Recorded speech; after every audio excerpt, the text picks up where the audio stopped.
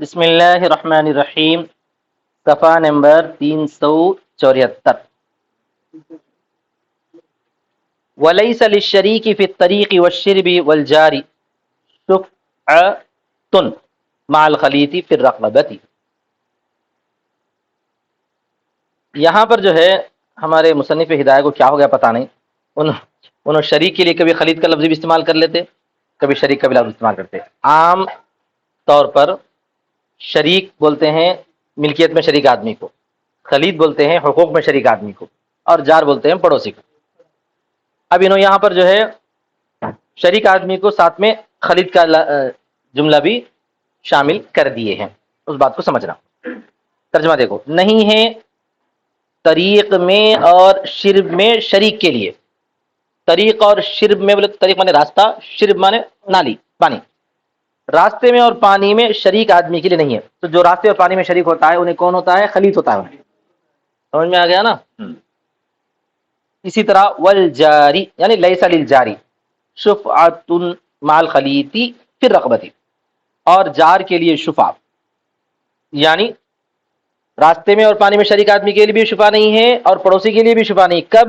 مع الخلیط فی الرقبۃ، اس آدمی کے ساتھ جو رقبہ میں خلیط ہے، یعنی مبی میں جو شریک آدمی ہے اس کے لیے یہاں پہ خلید کا لفظ استعمال کرے، خلید کے لیے شریک کا لفظ استعمال کرے اور شریک کے لیے خلید کا لفظ استعمال کرے۔ سمجھ میں آ گیا نا؟ تو جب جو ہے رقبے میں یعنی ملکیت میں شریک آدمی موجود ہے تو ایسی صورت میں پانی میں اور راستے میں شریک کے لیے بھی، اسی طرح پڑوسی کے لیے بھی شفعے کا حق حاصل نہیں ہے۔ کل جو ہم مثال دیے تھے آخر میں وہی مثال کو سمجھ لینا۔ لماذا کرنا، جیسا کہ ہم نے ذکر کیا ہے، انہ مقدم، کیونکہ انہیں آگے ہے، انہیں آگے شفعے کا دعویٰ کرنے کے لیے۔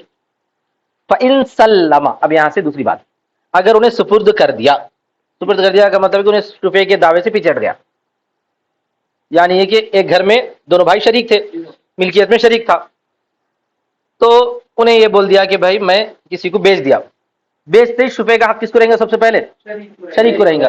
شریک جو ہے شفعہ چھوڑ دیا، انہیں بولا میرے کو خریدنے کی طاقت نہیں، ہر آدمی خرید نہیں سکتا نا بھائی، میرے کو خریدنے کی طاقت نہیں ہے، چھوڑ دیا شفعہ۔ تو اب انہیں چھوڑ دیا تو پھر ان دونوں کے ساتھ اگر کوئی تیسرا آدمی تھا، ان کا اور ایک بھائی تھا جو اپنا گھر الگ بنا لیا لیکن راستہ دونوں کا ایک ہے، پانی دونوں کا ایک ہے، تو انہیں چھوڑ دیا تو پھر انہیں خریداری کے لیے آگے بڑھ سکتا ہے، یہ مطلب ہے اس کا۔ سمجھ میں آ گیا؟ اگر جو ہے شریک فی الرقبہ یا ملکیت میں شریک آدمی شفعے سے دستبردار ہو جائے تو خلید حقدار ہے۔ بولو فَإِن سَلَّمَ فَالشُّفْعَةُ لِلشَّرِيكِ فِي الطَّرِيقِ، اگر وہ سپرد کر دیا، کون؟ وہ مبی میں شریک، چیز میں شریک، مکان میں شریک آدمی سپرد کر دیا، فَالشُّفْعَةُ لِلشَّرِيكِ فِي الطَّرِيقِ، تو شفع ہوگا اس کے لیے جو راستے میں شریک ہے، جو فَإِن سَلَّمَ، اگر انہیں بھی چھوڑ دیا، أَخَذَهَا الْجَارِ، تو اس کو تیسرا آدمی لے سکتا ہے، کون ہے؟ پڑوسی۔ تو کل ہم جو مثال دیے تھے اسی مثال کے ذہن میں رکھو، ایک ایسا گھر ہے، بڑا گھر تھا، اس گھر میں جو ہے ایک بھائی الگ بنا لیا، جا رہے ہیں سب ایک ساتھ، دوسرے دو بھائی مل کے کیا کر رہے ہیں؟ ایک ہی گھر میں رہ رہے ہیں، اور تیسرا جو ہے یہ بالکل گھر ختم ہونے کے بعد اور ایک گھر ہے جس میں ایک پڑوسی رہتا ہے۔ اب وہ پڑوسی کا تعلق ان سے نہ راستے میں ہے، نہ ملکیت میں ہے، نہ پانی میں، کچھ بھی نہیں، بس اتنا ہے کہ لگا ہوا ہے انہیں بازو میں، پڑوسی ہے، انہیں پڑوسی ہے۔ اب یہ دونوں بھائی آپس میں شریک ہیں، اور یہ تیسرا بھائی جو ہے ملکیت میں شریک تو نہیں ہے لیکن راستے میں شریک ہے، اندر سے انہیں جا رہا۔ تو اب یہاں پر ایک آدمی بیچ رہا تو سب سے پہلے حقدار انہیں ہے خریدنے کا، انہیں چھوڑ دیا تو انہیں ہے، انہیں بھی چھوڑ دیا تو وہ پڑوسی والا ہے۔ وہ کیوں ہے؟ اس لیے کہ اس کا گھر اس کے گھر کو لگا ہوا ہے، انہیں راستے میں بھی شریک نہیں ہے، پانی میں بھی شریک نہیں۔ یہ تو ہے احناف کا عام خیال۔ امام ابو یوسف رحمۃ اللہ علیہ ایک نئی بات بولتے ہیں، انہوں یہ بولتے ہیں کہ یہاں پر سب سے پہلا حقدار کون تھا؟ شریک تھا، انہیں اگر اپنا حق چھوڑ دیا تو ختم، دوسرے کو بھی نہیں خرید سکتے، دوسرے کوئی بھی دعویٰ نہیں کر سکتے، انہیں جس کو دے دیا دے دیا۔ اصل میں شفعے کا دعویٰ کرتے کب؟ کسی اور کو بیچے تو کرتے، آ رہا سمجھ میں؟ شفعے کا دعویٰ کب ہوتا؟ تو یہ ہوتا، تو ایک نیا آدمی کوئی خرید لیا تھا تو دعویٰ کون کرنا تھا؟ اس کا شریک کرنا تھا۔ شریک بولا تھا بھائی میرے کو تو لینے کی طاقت نہیں ہے، میں نہیں لوں گا، بول دیا، بولتے ہی ختم ہو گیا۔ اب یہ لوگ دعویٰ نہیں کر سکتے، بولتے ہیں، کون بولتے ہیں؟ یہ امام ابو۔ سمجھ میں آ گیا نا؟ ہاں۔ کیونکہ حق اس کو تھا، انہیں اپنا حق چھوڑ دیا، ختم ہو گئی بات. یہ دوسرے لوگ دعویٰ نہیں کر سکتے. نیا آدمی آیا، بس انہیں نیا آدمی اور وہ اس کا پرانا بھائی دونوں مل کے کیا کر لینا، نمٹ لینا. فَإِن سَلَّمَ أَخَذَهَا الْجَارُ، اگر سپرد کر لیا تو اس کو پڑوسی لے لے. لما بینا، جیسا کہ ہم نے بیان کیا اوپر ترتیب میں، من الترتیبی، ترتیب میں سے. وَالْمُرَادُ بِهَذَا الْجَارُ الْمُلَاصِقُ، اور مراد اس سے، یہاں جار سے مراد کون ہے؟ وہ جار ہے جو ملا ہوا ہے. ایک پڑوسی وہ بھی ہوتا ہے جو دور والا ہے، انہیں نہیں ہے. پڑوسی سے مراد کون رہنا؟ اس کی دیوار آپ کی دیوار لگ کے رہنا. اب لگ کے رہنے کی شکل یہ بتاتے ہیں کہ اس کی دیوار آپ کی دیوار کے پیچھے ہو. پیچھے رہے تو بھی وہی قصہ ہے، بازو رہے تو بھی وہی قصہ ہے. اور کیا کہنا، ادھر تو ادھر والا ہے نا بھائی، یہ سمجھو ادھر والا. تو اب ایک آدمی کے پڑوسی تین ہو سکتے ہیں جو پڑوسی ہونے کے ناطے شبے کا دعویٰ کرتا ہے. اب یہاں کی مثال میں پڑوسی کا نہیں دیے نا، پہلے تو انہوں کیا دیے ہیں؟ شریک کا دیے ہیں، بعد میں خلید کا دیے ہیں. وہ نہیں رہے تو پڑوسی کا نمبر آتا ہے. ٹھیک ہے، تو اب یہ سمجھو اگر خالی پڑوسی ہے کوئی کسی کا، تین ہو سکتے ہیں پڑوسی. کون ہو سکتا ہے؟ پیچھے والا جو دیوار کو لگ کے رہنا، ادھر بازو والا جو دیوار کو لگ کے رہنا، یا ادھر بازو والا جو دیوار کو لگ کے رہنا، یہی پڑوسی ہیں. اس کے بعد والے نہیں ہیں. اس کے بعد والے کوئی بھی پڑوسی کا حق نہیں جتا سکتے. اگر کرے تو یہ تینوں میں سے کوئی دعویٰ کریں گے لینے کا. مثلا یہ آدمی مان لو کسی اور کو بیچ دیا، تو دعویٰ کرنے والے کون ہوتے ہیں؟ یہ تینوں ہوتے ہیں. تینوں میں سے کوئی بھی لے سکتے ہیں، یا تینوں تھوڑا تھوڑا لے سکتے ہیں، کچھ بھی کر سکتے ہیں. لیکن یہ تینوں تو خاموش ہو گئے. اس کے بعد والا بول رہا میں لیتا ہوں، تو انہیں دعویٰ نہیں کر سکتا. سمجھ میں آ گیا نا؟ انہیں پڑوسی والا نہیں ہے. اسی طرح سامنے والا بھی نہیں ہے.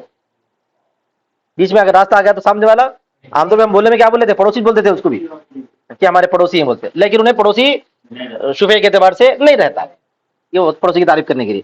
والمراد بہذا، اس سے مراد، اس پڑوسی سے مراد الجار الملاصق، وہ پڑوسی ہے جو ملا ہوا ہو. وهو الذي على ظهر الدار المشفوعه، اور وہ ہے جو مشفوعہ گھر کے پیٹ پر ہے یا بغل میں ہے. یو پی کی زبان میں جم کو کیا بولتے ہیں لوگ؟ بغل ہی بولتے. بازو کو کیا بولتے لوگ؟ بغل میں. میرے بغل میں رہتے ہیں، میں ان کے بغل میں رہتا ہوں بولتے. سمجھ میں آ گیا نا؟ بغل بولتے. اچھا، ان کو زیادہ واسطہ پڑتا شاید. وهو الذي على ظهر الدار المشفوعه، اور وہ وہی ہے جو مشفوعہ گھر کے پیٹ پر رہتا ہے، پیچھے رہتا ہے. اوپر لکھا ہوا ہے دیکھو، او جنبن، یا بازو میں رہتا ہے. بازو میں رہتے تو بھی پڑوسی سے. پیٹ پہ دینا کوئی ضروری نہیں ہے. اس زمانے میں طریقہ کار یہ تھا کہ گھر ایسے ایسے ایسے بنتے تھے، سمجھو جو بھی ہوگا. وبابہ فی سکۃ اخری، اور اس کا دروازہ دوسری گلی میں ہو. اس کا دروازہ، اب اگر گلیاں ایسے ایسے ہیں، سمجھ میں آ گیا نا؟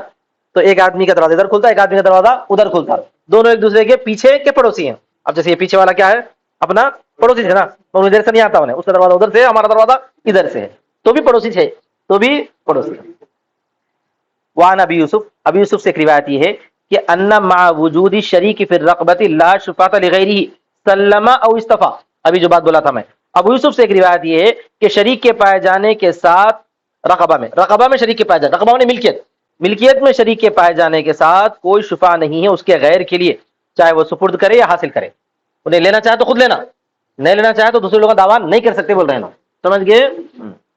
لأنهم محجوبون به، اس لیے کہ وہ لوگ، کون؟ دوسرے، خلید ہو یا جار ہو، وہ لوگ روکے ہوئے ہیں اس کے ذریعے. کون لوگ روکے ہوئے ہیں؟ خلید اور جار شریک کی موجودگی میں رکے ہوئے ہیں، روک دیا گیا ہے انہیں.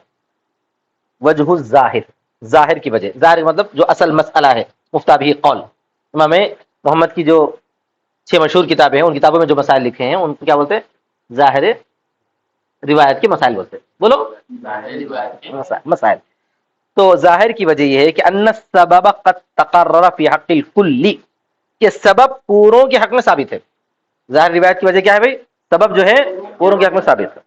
اس بات کا سبب پڑوس ہونے کا جو ضرر ہے، وہ سبب زیادہ جو ہے شریک کو ثابت ہے، اس سے تھوڑا کم خلید کو ثابت ہے، اس سے تھوڑا کم جار کو ثابت ہے، تینوں کو ثابت ہے. تو تینوں بھی حق میں آ گئے، تینوں بھی خریدی کے حق میں آ گئے. اتنا یہ ہے کہ سب سے زیادہ حق ملتا ہے شریک کو. انہیں اگر وہ حق چھوڑ دیا تو اس کے بعد والا نمبر میں آ جاتا، اس کے بعد والا پھر نمبر میں آتا اگر انہوں نے چھوڑ دیا. یہ بولنا چاہتا کہ سبب ثابت ہو چکا ہے پوروں کے حق میں، مگر یہ کہ شریک کے لیے تقدم کا حق ہے، تقدم آگے بڑھنے کا حق ہے. فَإِذَا سَلَّمَ كَانَ لِمَنْ يَلِيهِ، جب وہ سپرد کر دے تو وہ ہے اس شخص کے لیے جو اس کے قریب ہے، جو اس سے ملا ہوا ہے، یعنی اس کے بعد والا. سے ملا ہوا بولے تو خلیف، انہیں بھی چھوڑ دیے تو پھر جا کے 4 کا نمبر آتا. بمنزلتی دین الصحت مع دین المرض، جیسا کہ دین صحت دین مرض کے درجے میں. یہ کیا مطلب ہے؟ جیسا ایک درجہ بتا رہے ہیں نا، اس کی مثال ایسی ہے جیسا کہ دین صحت دین مرض. دین میں تو معلوم قرضہ، دین مرض قرضہ، اور مرض بولے تو بیماری، صحت بولے تو تندرستی. یہ بات سمجھ میں آ گئی؟ اب سمجھو دین صحت کس کو. مرزا مظہر جانے جانا کا ایک واقعہ میں پڑھا تھا، بہت عجیب جو ہے واقعہ ہے ان کا. خیر وہ واقعہ تو میں اس وقت سناتا نہیں، تم لوگ دیکھ لو کہیں. دین صحت کا مطلب یہ ہوتا ہے کہ کوئی آدمی کیا کر رہا تھا معلوم، قرضے لیتے چلا جا رہا تھا. کیا کر رہا تھا؟ قرضے، اس سے لے لیا، اس سے لے لیا، اس سے لے لیا، اس سے لے لیا، خوب مقروض ہو گیا. اور جس وقت لیا تھا اس وقت تندرستی کی حالت میں تھا، اس کو دین صحت بولتے ہیں. صحت کی حالت میں لیا ہوا قرضہ. یہاں تک کہ انہیں بیمار ہو گیا، اتنا بیمار ہو گیا کہ مرض الوفات آ گئی. مرض الوفات کس کو بولتے ہیں؟ ایسی بیماری جس کے بعد انہیں تندرست نہیں ہوا، اس کے بعد مر گیا، اس کو بولتے ہیں مرض. اب وہ مرض میں بھی قرض لیتا رہا، اس کو بولتے ہیں دین مرض. دین صحت دین مرض. اب اس کے بعد ہوگا مر گیا، قرضے تو پھیڑا نہیں. اب جو آدمی کسی کا انتقال ہو جاتا ہے، اس آدمی کا سب سے پہلے قرضہ ادا کیا جائے گا. 4 چیزیں ہیں بھائی انتقال کی بات، اس سے پہلے میں بول چکا تم کو. سب سے پہلے ہے کفن دفن کا انتظام کرنا اسی کے مال میں سے. پھر دوسرے نمبر پہ جو ہے اس کے قرضے ادا کرنا. کفن دفن جو ہے 1000 1500 کا خرچہ آ گیا، اب اس کے بعد اس کا قرضہ ادا کرنا ہے. مال کتنا ہے دیکھا جائے گا، مال کتنا ہے دیکھا جائے گا. اگر جو ہے اس کے پاس بہت پیسہ ہے، گھر وغیرہ ہے، جیسا ان کی جیسا گھر وغیرہ کیا کہ سوتے رہتے ہیں یہاں پہ، سمجھ گئے نا، اس کے پاس گھر دار وغیرہ ہے، تو وہ گھر بیچ کے کیا کرنا پڑے گا؟ پورا قرضہ پھر. اگر پورا قرضہ ادا ہو رہا تو بھی کچھ جھگڑا نہیں ہے، پورا قرضہ ادا ہو رہا تو بھی اس کا پورا مکان بیچ دیے، اور اس میں جو ہے کسی کو 2000، کسی کو 4000، کسی کو 6000، کسی کو 25000 سب دے دیے. اس کے بعد بھی پیسے بچے تو وارثین کا، نہیں بچے تو وارثین کو کچھ بھی نہیں ہے. سمجھ میں آ گیا نا. مگر جھگڑا اس وقت پیدا ہوتا جبکہ جو ہے اس کے پاس جو پیسہ ہے وہ بالکل کم ہے، قرضہ زیادہ ہے، یا کچھ چھوڑ کے نہیں مرا، کچھ ویسے دنیا سے چلا گیا.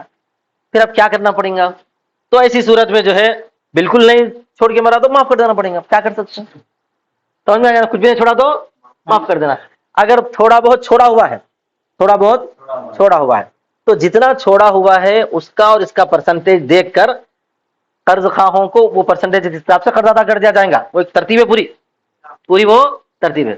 مثال کے طور پر جو ہے اس کے اوپر قرضہ ہے 1 لاکھ کا، اور انہیں چھوڑ کے بنا 10,000 روپے، تو وہ 1 لاکھ کے قرضے میں 10,000 تقسیم کرنا. کسی کو 10 دینا تو اس کو 1,000 دینا، کسی کو 20 دینا تو اس کو 2,000 دینا. ایسا جو ہے تقسیم کرنا پڑے گا. یہ ترتیب ہے. یہ پورا قضا کے اندر آتا. یہ پورا کس کے اندر آتا؟ قضا کے اندر آتا. اچھا، یہاں آنے کے بعد ایک نئی بات ہے. یہاں یہ دیکھا جائے گا کہ اس کا قرضہ صحت میں لیے سو کون سا ہے، مرض میں لیے سو کون سا ہے. صحت میں لیے سو قرضہ جو ہے وہ قرض خواہان یا وہ قرضدار جو ہے زیادہ حق رکھتے ہیں کہ ان کو پہلے پیسے دینا، اور صحت میں دیے والوں کو، کیونکہ ان کو امید تھی انہیں اچھا ہے دیتا بول کے. جو مرض میں لیے سو قرضدار ہے نا، جس سے انہیں مرض میں لیا تھا، ان کا نمبر بعد میں آتا. اگر ان سے بچا تو ادھر آنا، اگر ان سے نہیں بچا تو یہ لوگ جو ہے مرض میں لیے سو مرض میں جو قرضہ دیے تھے اللہ معاف کر دینا. آیا سمجھ میں؟ تو یہاں پر بھی ہمارے مصنف اس کو مثال میں دے کے بتانا چاہتے ہیں، جیسا کہ دین صحت اور دین مرض کا قصہ ہے، ایسے ہی شریک فی المبی، نفس مبی بولتے ہیں اس کو، نفس مبی میں شریک کا اور حق مبی میں شریک کا اور جار کا بھی قصہ ایسے ہے. وہاں دیکھا جائے گا پہلے ان لوگوں کو جو ہے شفے کا حق مل رہا نہیں مل رہا. اگر شفے کا حق ان کو مل رہا، انہوں نے لے لیے تو ٹھیک ہے. اگر انہوں نے نہیں لیے تو اس کو نمبر آ جائے گا، پھر انہیں نہیں لیا تو پڑوسی کو نمبر آ جائے گا. ایسے ہی ترتیب چلیں گی جیسا کہ دین مرد اور دین صحت کی ترتیب چلتی ہے، بولنا چاہتے ہیں. آیا سمجھ میں؟ مثال سمجھ میں آ گئی؟ یہ دین صحت دین مرض کے ساتھ کے درجے میں ہے. واخر دعوانا الحمدللہ رب العالمین.